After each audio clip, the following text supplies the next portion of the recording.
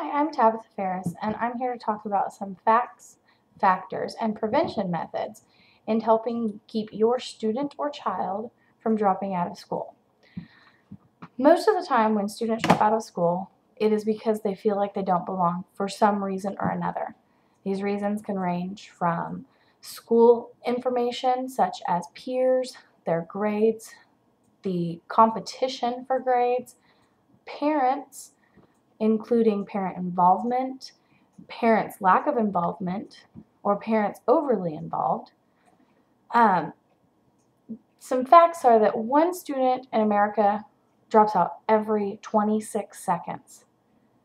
That's almost 1.25 million students per year.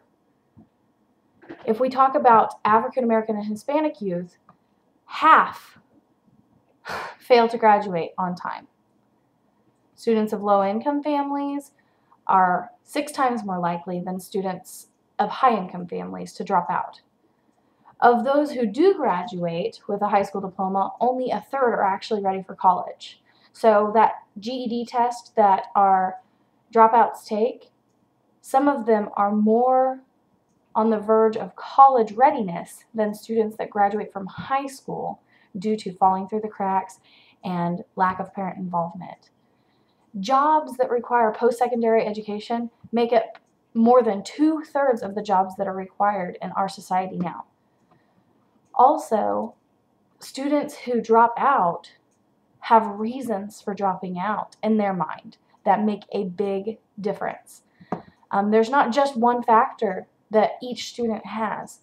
So we can't say that this is why they're going to drop out, so this is what we need to focus on. Instead, there's usually several factors, including individual factors coming from themselves, family factors that come from either parents, grandparents, siblings, and structural factors that includes things like their socioeconomic background, their ethnic background, their religious background, also school information such as their grades or they're struggling or any information that can cause them to have stress upon themselves can cause them to think that they need to drop out of school because they don't feel that they belong. Most of these factors, though, are interrelated. So if they're having trouble at home, a lot of times their grades will fail. And if they fail in their grades, then they're having trouble at home, then they feel like both of those items are causing them to feel like they don't belong where they're at. And they feel like there's a possibility that they need to get a job to compensate for family issues, which in turn can cause poor grades.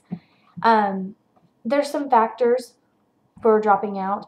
Some of these factors are life events, which include their ethnicity, their socioeconomic background, the parental support from home, their stress levels in their family, emotional support, peers, and just stress in general. Now there's also fade outs, which include boredom, lack of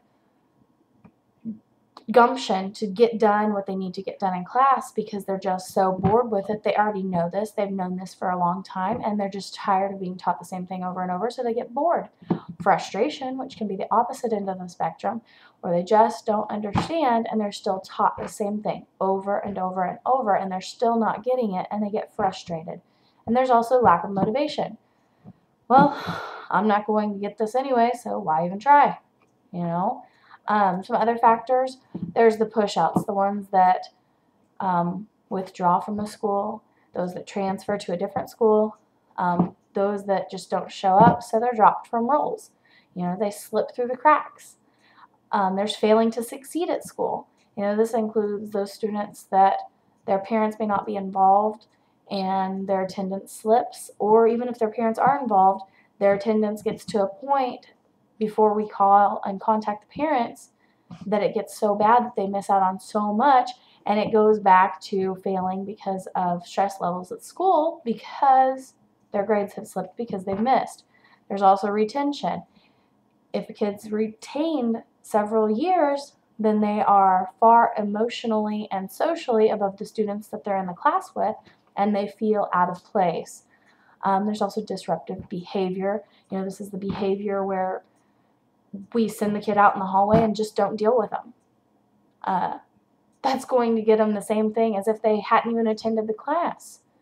And then there's No Child Left Behind, which says we're going to push you until you don't understand anymore, and we're going to push you some more. And some students, that is a pressure that they feel that they have to meet those standards or they're going to fail. And that tends to be the case. There are some prevention methods. One of them that I want to talk about are individual dropout prevention, which, a counselor in this case can act as the resource person within the school, and they can intervene with at-risk behavior. Now, this doesn't necessarily have to be a counselor, but in a lot of instances, the counselor will be kind of the last resort to stop somebody from dropping out of school. And they're going to consider attributes, attitudes, and behaviors of the student to design an actual prevention method for each individual student, because as I stated before, there are several different things that can cause a student to feel like they don't belong and feel like they need to drop out. Now, there are 7 possible ways to intervene as a counselor. So, step 1, provide classroom guidance lessons. Get the kids to understand what we are talking about as parents and teachers and administrators. Get them to understand and be aware of the dangers of their at-risk behavior and how that could possibly lead to, dropout rates. And let them know that there are available resources for their needs. Next thing that you can do is provide an individual student planning session.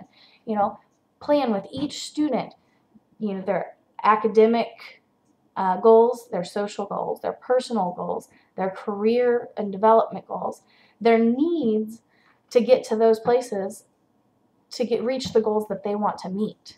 So that's very important, is to let them and help them, not just let them, but help them meet those goals as best we can with the resources that we have.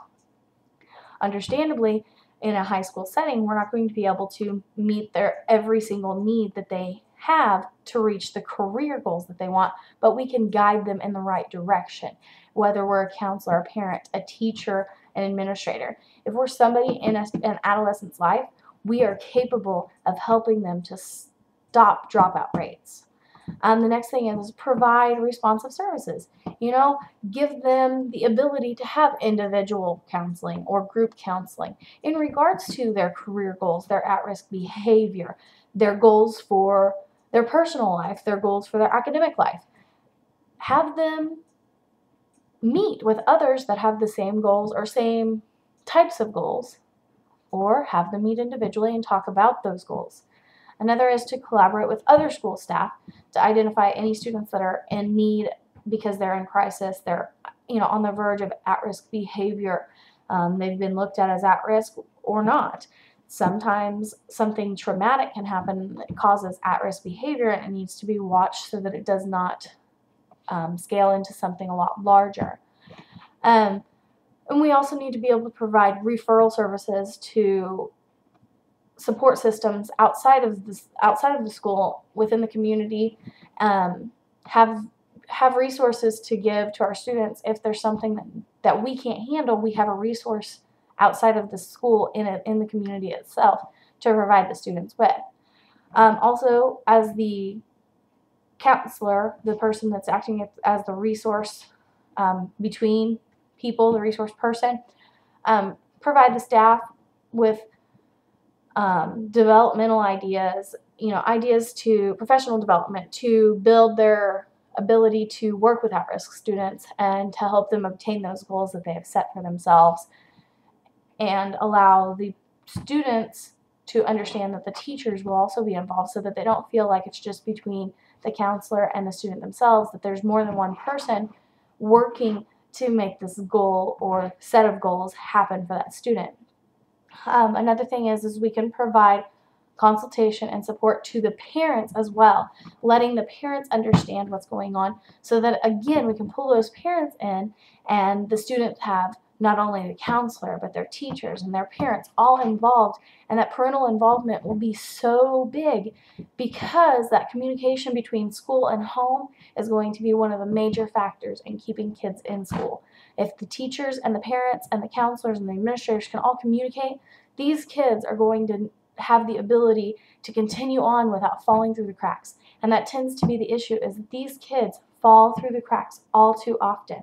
And we don't want that to happen. We want that to, be the last resort for anything, no matter what it is. Because if we can keep these kids in school, then we're going to be able to give them a further education, because remember, 2/3 of all jobs require post-secondary education, whether that's technical school, college, a 2-year school. There's different options, but it still requires additional training past high school.